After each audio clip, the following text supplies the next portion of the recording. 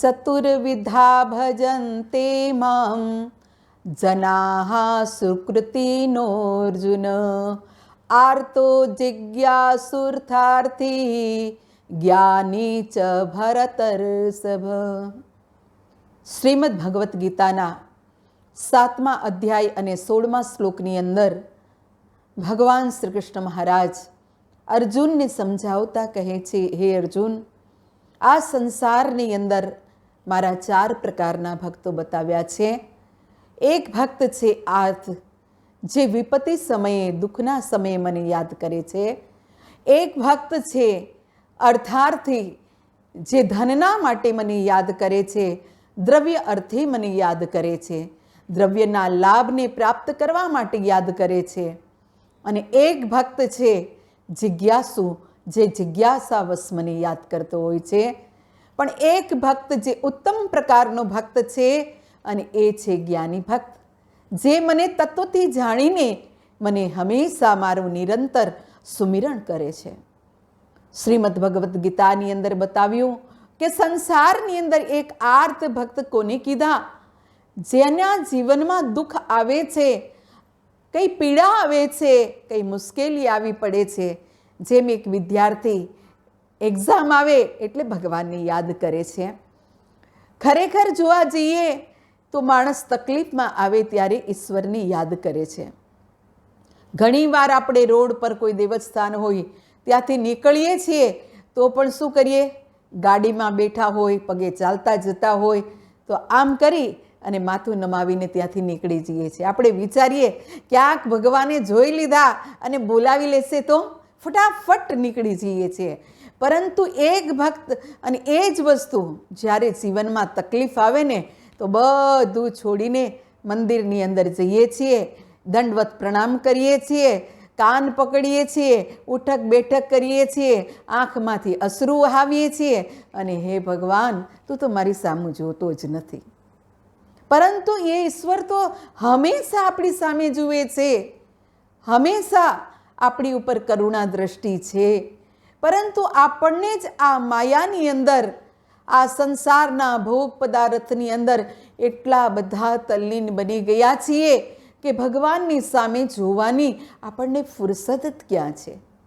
દુઃખ આવે ત્યારે ઈશ્વરની યાદ આવે છે.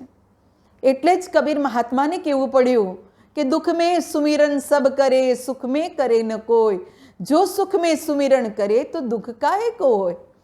આજે આપણે દુઃખમાં ભગવાનને યાદ કરીએ છીએ, પરંતુ જેવું જ દુઃખ જાય છે, ભગવાન ભગવાનના સ્થાને અને આપણે આપણા સ્થાને. આપણે કાંઈ લેવા દેવા નહીં મળે. સુખ આવે, થોડા રૂપિયા આવે, ધન કમાઈએ તો શું ભગવાનની યાદ આવે છે કોઈને? નહીં. ત્યારે તો આપણને સોની યાદ આવે કે કયું ઘરેણું બનાવવાનું છે અને કયું બનાવ્યું અને કયું બાકી છે.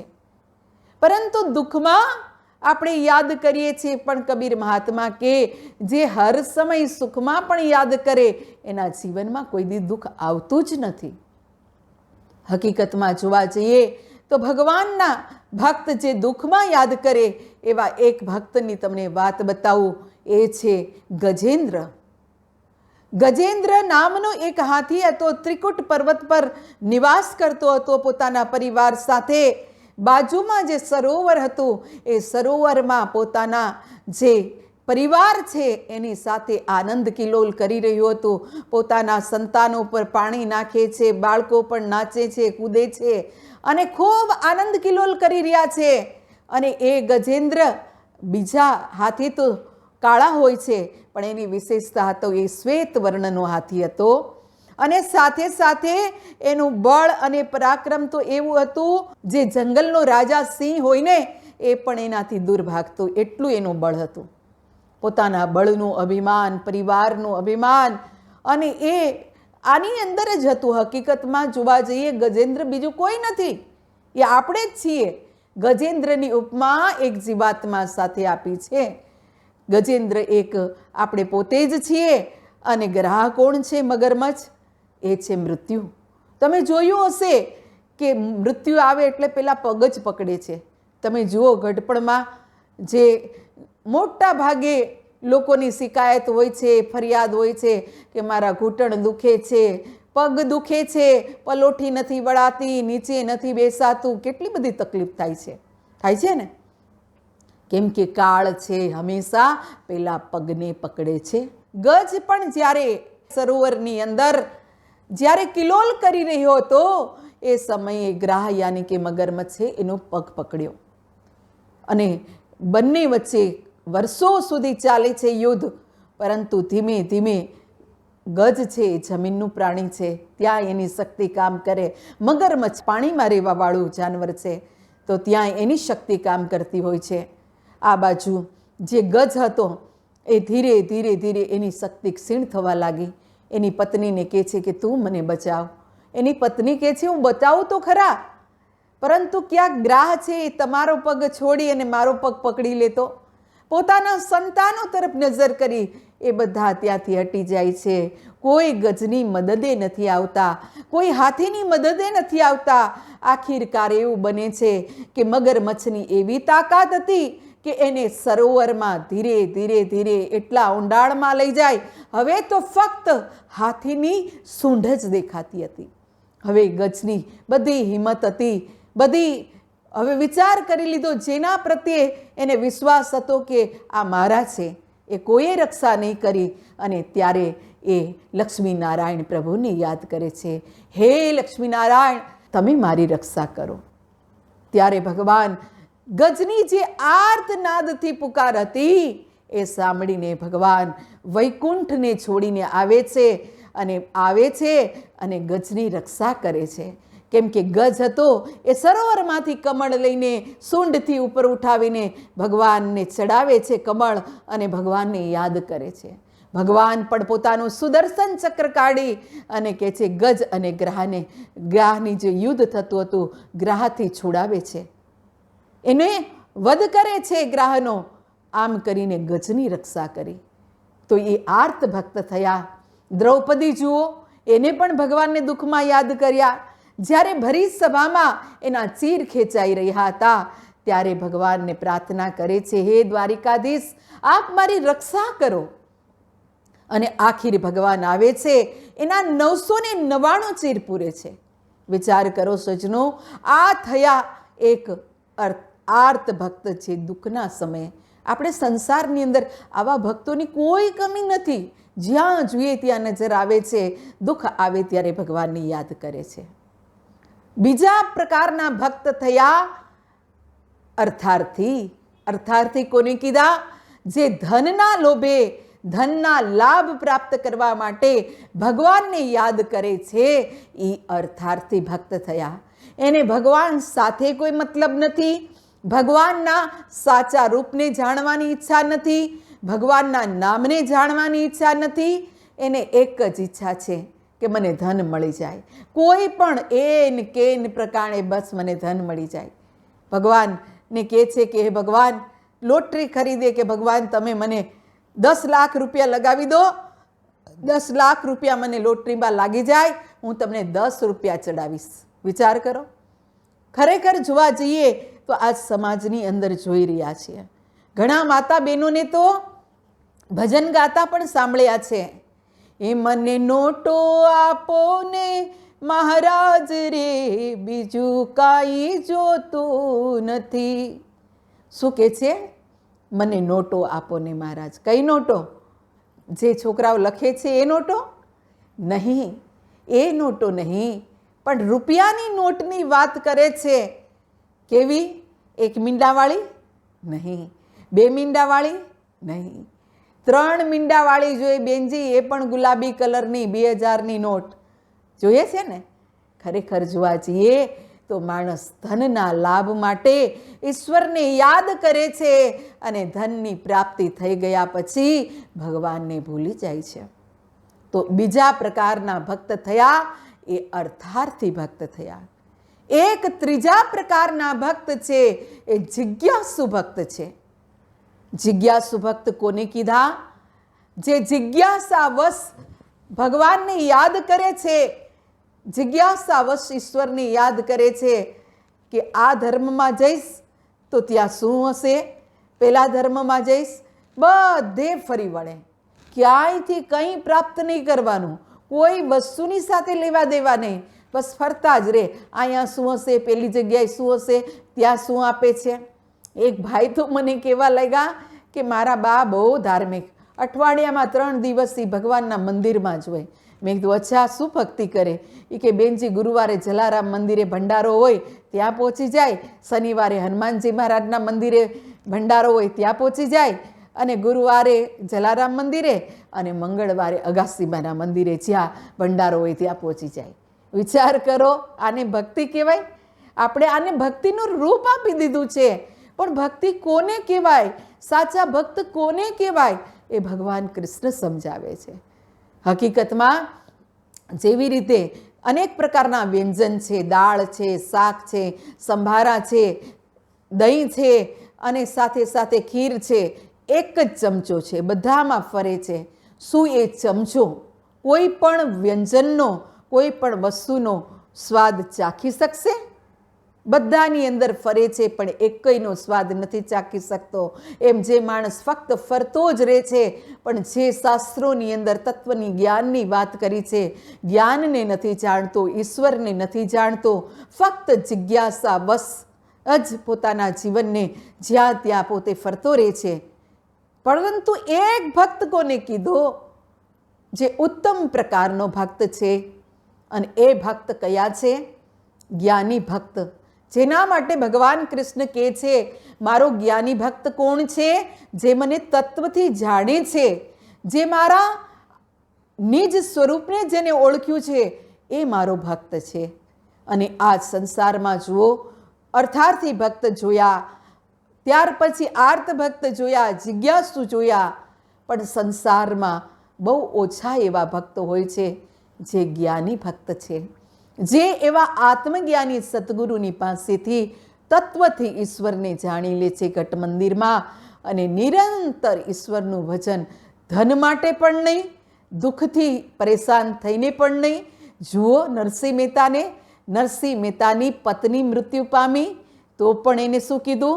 ભલું થયું ભાંગી જંજાળ, સુખે ભજીશું શ્રી ગોપાળ. એને ભગવાનની એ પ્રાર્થના નહીં કરી, એ ફરિયાદ નહીં કરી કે હું તમારી આટલી ભક્તિ કરું અને તોય તમે મારી સામે નહીં જોયું, મારા દીકરો મરી ગયો, મારી પત્ની મરી ગઈ તો પણ તમે ધ્યાન નહીં દીધું. નરસિંહ મહેતાએ તો એ કીધું કે હે પ્રભુ, ભલું થયું ભાગી જંજાળ, સારું થયું, આ જંજાળથી છૂટો થયો, હવે તમારું ભજન વધારે થશે. કેમ કે એણે એવા તત્વેતા, એવા પીપાજી મહારાજ પાસે આત્માના જ્ઞાનને પ્રાપ્ત કર્યું હતું. એટલા માટે કે છે ને અંદરથી ઈશ્વરને ઓળખી લીધા હતા. ભગવાન નરસિંહ મહેતાનું આપણે ભજન સાંભળીએ છીએ. અખિલ બ્રહ્માંડમાં એક તું શ્રી હરિ, જુજવે રૂપે અનંત ભાસે, દેહમાં દેવ તું, તેજમાં તત્વ તું, વૃક્ષ થઈ ફૂલી રહ્યો આકાશે. અખિલ એટલે સમગ્ર બ્રહ્માંડની અંદર એક ઈશ્વર તમને જ જોયા છે, જુદા જુદા રૂપે બધે તમે જ છો. કે છે હે પ્રભુ, આ કાયાની અંદર પણ આત્મા રૂપે તમે જ રહેલા છો, સમાયેલા છો. તેજમાં તત્વ તું. આ જે બ્રહ્માંડ છે એ 5 તત્વોથી મતલબ બનેલું છે. આપણું જે શરીર છે એ પણ 5 મહાભૂતથી બનેલું છે. એ કયા 5 મહાભૂત? આકાશ, વાયુ, પૃથ્વી, અગ્નિ અને જળ. તો આકાશની અંદર જે તેજ છે, પાણીની અંદર જે તેજ છે, ત્યાર પછી પૃથ્વી, અગ્નિ, આ 5 તત્વનું જે તેજ છે એ તેજ પણ તમે જ છો. પવન તું, પાણી તું, ભૂમિ તું, ભૂદરા, શૂન્યમાં શબ્દ થઈ વેદ ભાસે. કેટલી સુંદર વાત કરી છે. પવનની અંદર, પાણીની અંદર, ભૂમિની અંદર બધે તમારો જ વાસ છે હે ઈશ્વર.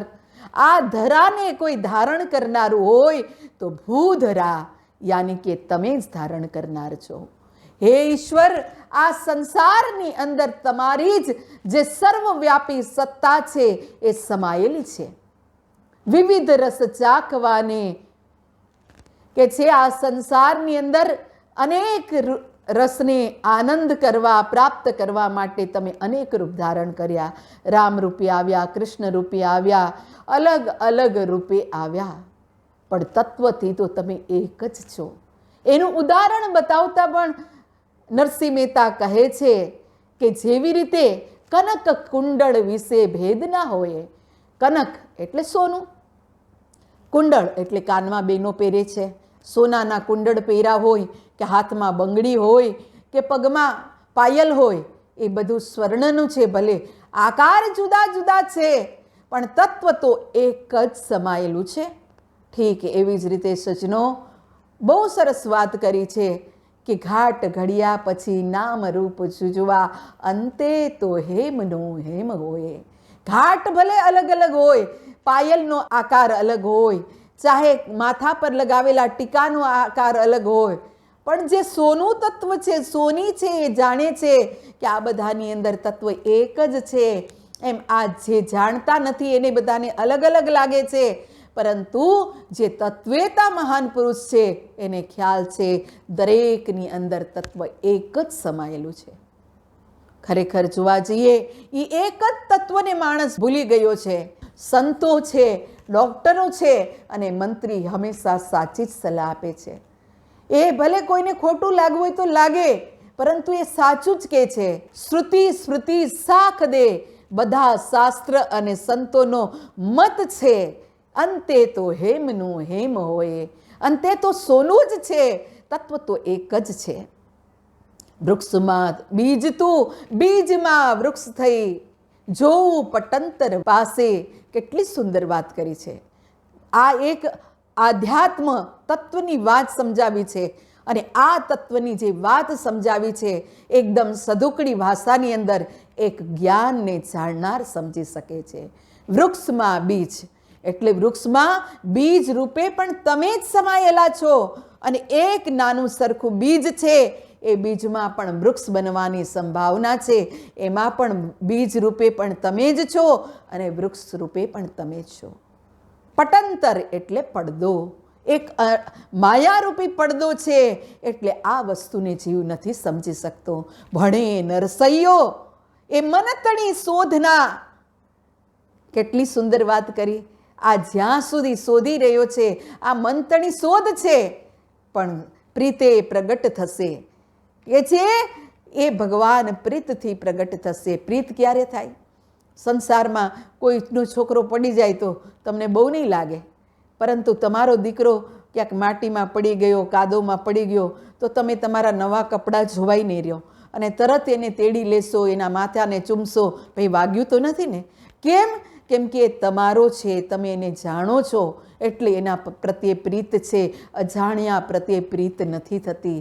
એમ ઈશ્વરને જ્યારે તત્વથી જાણી લઈએ ત્યારે જ એના પ્રત્યે પ્રીત થાય છે. રામચરિત માનસની અંદર પણ ભગવાન શિવજી આજ તો વાત કરી છે. કેમ કે જ્યારે રાવણના અત્યાચાર વધી ગયા ત્યારે ગાય, દેવતા અને બ્રહ્માજી અને ભગવાન શિવજી આ બધા ભેગા મળીને જાય છે કે ભગવાનને ક્યાં શોધીએ. સભા ભરે છે તો એ સમયે કોઈ કહેવા લાગ્યા ક્ષીરસાગરમાં છે ભગવાન, કોઈ કહેવા લાગ્યા વૈકુંઠમાં છે, કોઈ કે યોગીના હૃદયમાં વસે છે. પણ એ સમયે ભગવાન શિવજી પણ એ સભામાં હતા. આદિ પુરુષ એવા દેવોના દેવ મહાદેવ કે હું તો અવસર જ જોતો હતો, અવસર પાય વચન એક કહું. હે ઉમા, એ સભામાં હું હાજર હતો. મને જેવો અવસર મળ્યો મેં પણ બધાને કીધું કે હરિ વ્યાપક સર્વત્ર સમાના, પ્રેમ તે પ્રગટ હોઈ મેં જાના. ઈશ્વર તો સર્વવ્યાપક છે, પરંતુ પ્રેમથી પ્રગટ થાય મેં અનુભવ કર્યો છે. તો સજનો, આત્મજ્ઞાની સંતો એ અનુભવની વાત કરે છે. નરસિંહ મહેતાએ પોતાના અનુભવની વાત કરી. એને તત્વથી એ ઈશ્વરને જાણ્યા હતા. એટલે તો એ ભગવાનના પ્યારા ભગત હતા. 52 વાર ભગવાન એને ત્યાં કામ કરવા આવ્યા. ભગવાન એના માટે દોડ્યા આવ્યા. કેમ કે એને તત્વથી ઈશ્વરને જાણી લીધા હતા. તો તત્વથી જાણનાર આગળ પણ ભગવાન કૃષ્ણ ગીતામાં કહે છે કે હે અર્જુન, આ 4 પ્રકારના જે ભક્તો છે, આર્ત, અર્થાર્થી, જિજ્ઞાસુ અને જ્ઞાની, આ બધા મને પ્રિય છે. પણ આ બધામાંથી મને કોઈ પ્રિય હોય તો મને જ્ઞાની ભક્ત પ્રિય છે. જે ઉત્તમમાં ઉત્તમ કોઈ ભક્ત હોય તો જ્ઞાની ભક્ત છે, કારણ કે એ મને પ્રિય છે અને કે છે એને હું પ્રિય છું, કારણ કે એ અનન્ય ભાવથી મને ભજે છે. ભગવાન રામે પણ ચોખ્ખું કીધું કે મમ માયા સંભવ સંસારા જીવ ચરાચર વિવિધ પ્રકારા. આ સંસાર મારો જ બનાવેલો છે, મને પ્રિય છે, પણ બધા પ્રાણીઓમાં મને મનુષ્ય પ્રિય છે, અને એમાં પણ મને જ્ઞાની ભક્ત છે એ સૌથી પ્રિય છે. ભગવાન રામનું પણ એ જ કહેવું છે. તો સજ્જનો, હવે હું આપ લોકોને પ્રશ્ન કરીશ, ભક્તિ તો કરી રહ્યા છો, ભગવાનના ભક્ત તો છો, પણ શું ભગવાનનું પ્રિય બનવું છે? ભગવાનના વાલા અને પ્રિય ભક્ત કોણ છે? એ ગીતામાં આપણે સાંભળ્યું. ભગવાનના પ્રિય ભક્ત એ છે જે ભગવાનને તત્વથી જાણે છે. શું આપણે તત્વથી ભગવાનને જાણીએ છીએ? કોઈ આપણે એવા તત્વદર્શીના શરણે આપણે ગયા છીએ? જો હજી નથી ગયા અને ખાલી મનગઢત જ ભક્તિ કરીએ છીએ તો આપને ખબર હશે, નાના છોકરા હોય એ ખબર રમતા હોય, એની પાસે 1000ની નોટ હોય, 500ની નોટ હોય, એવી સરસ મજાની કડક હોય, પરંતુ એ નોટથી રૂપિયાવાળી ચોકલેટ પણ નથી મળી શકતી. બાળકને કહો ને, બાળક તમારી પાસે પૈસા માંગે ને અને તમે કહો કે ભાઈ તારી પાસે તો 500ની, 1000ની, 2000ની નોટ છે, જા તું આ નોટ લઈને તું ચોકલેટ લઈ આવ, તો બાળકની એટલી બુદ્ધિ છે કે આ નોટથી મને બજારમાં કંઈ મળશે નહીં. ઠીક એવી જ રીતે એક ભક્તિ આપણે કરીએ છીએ આપણા ઘરની, આપણને જે મનથી સમજમાં આવે છે, પરંતુ એક ભક્તિ કઈ છે, જેમ એક ગવર્નરની સાઇન થઈ જાય નોટ ઉપર, અને એ નોટ છે એ જૂની હોય, જરાક ફાટી ગઈ હોય ને તો એ નોટ ચાલશે. ઓલી નોટ ગમે એવી કડક હશે ને પણ ડુપ્લિકેટ નોટ નથી ચાલતી બજારમાં, એમ ડુપ્લિકેટ ભક્તિ ભગવાનમાં દરબારમાં કઈ રીતે ચાલશે? તો સાચી ભક્તિને પ્રાપ્ત કરવા માટે, તત્વથી ઈશ્વરને જાણવા માટે એવા તત્વેતા મહાન પુરુષ પાસે જવું પડશે. માટે જ સમાજને અમે આહ્વાન કરીએ છીએ, લોકોને કહીએ છીએ, આવો ભગવાનના વાલા ભક્ત બનવા માટે, એ તત્વથી ઈશ્વરને જાણવા માટે આવો. સમયના યુગ પુરુષ છે, તત્વેતા મહાન પુરુષ છે, માનવ ધર્મના પ્રણેતા સતગુરુદેવ શ્રી સતપાલજી મહારાજ. એમના શરણમાં આવશો તો તત્વથી ઈશ્વરની અનુભૂતિ કરાવશે, અને એકવાર ઈશ્વરની અનુભૂતિ તત્વથી કરી લેશો તો ભગવાનના વાલા ભક્ત બની શકીશું. બોલીએ શ્રી કૃષ્ણ કનૈયા લાલ કી જય.